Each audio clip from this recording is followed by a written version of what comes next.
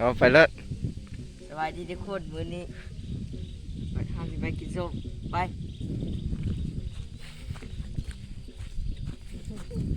ใส่แจ่วส้มเจ้าหันมาเบิ่งดู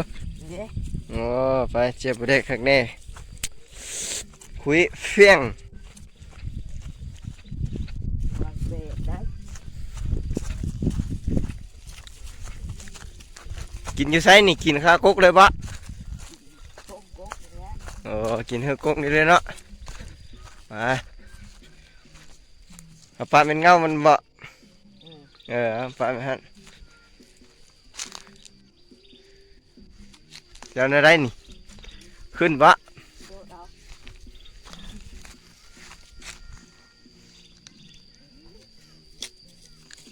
โอ้โห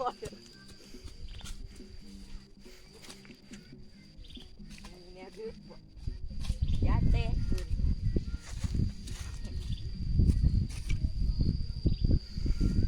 หมึกม่วงเนาะอยู่ให้อยู่หน้า อ้าโอ้เด้อเอ็นอะไรวะนี่ เอาอยู่นี่นะเปล่า โอ้ เบิ่งจับถือกล้องดูโอ้ยนี่เดี๋ยว1 หน่วยละ มือ เอา2 หน่วยเนาะ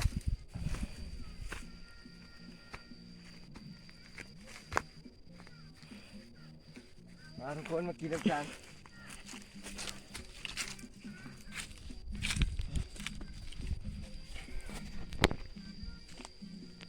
บ่มี ลงสดๆเลย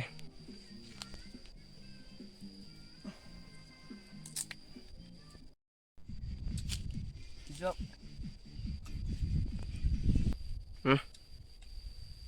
มาช่วมกันเค็มหน้าเด้อ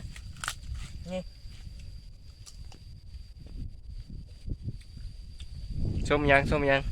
เป็นมะม่วง โอ้มาทุกคนกำลังแซ่บ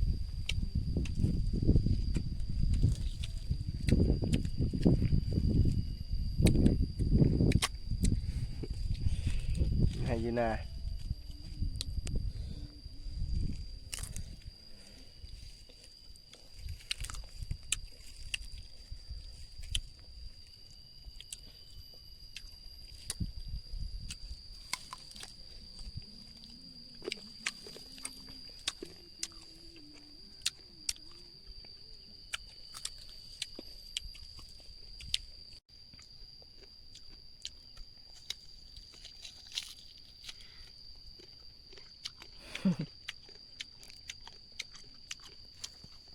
แซ่บ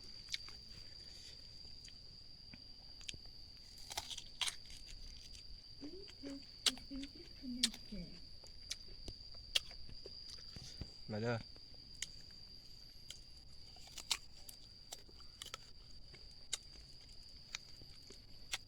เป็นคนมากคนมากเหรอ